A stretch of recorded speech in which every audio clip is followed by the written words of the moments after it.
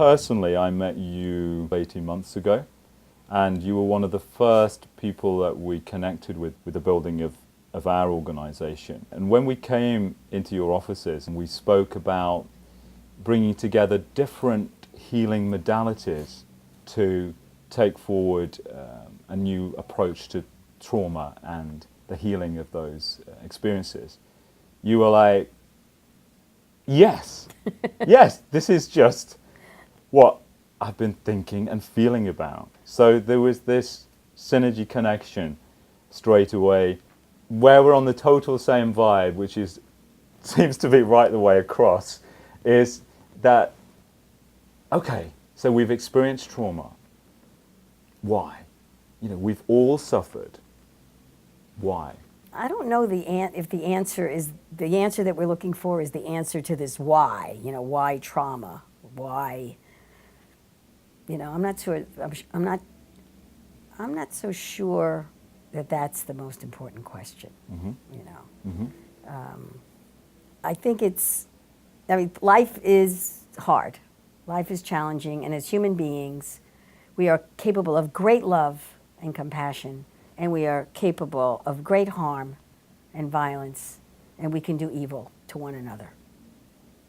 That's part of the human condition. It's part of life. Yeah. And I think it's important to have more and more people get on the path of, hey, can we do something about this?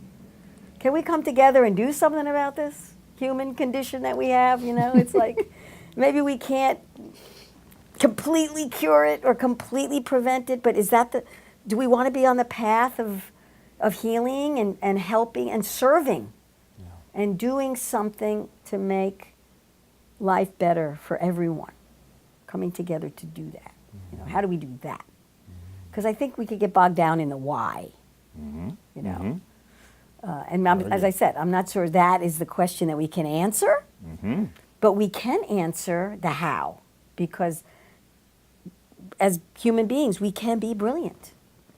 And the way that we're brilliant is not being brilliant in a little silo or a little cubicle. It's being brilliant together.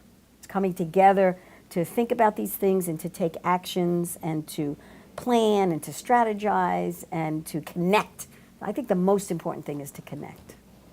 That's the most important thing. We live in a way that we accept this idea of separation, and we separate ourselves, and that's what trauma does. See, this is where I think this is the saddest part of trauma, because trauma separates us from the love that we have for ourselves. Trauma separates us from one another, kind of fractures us, especially when it comes from intentional violence.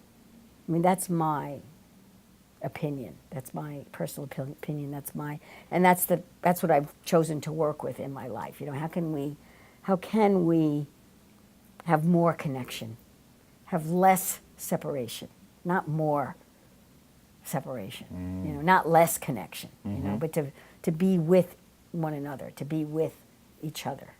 Figure that out.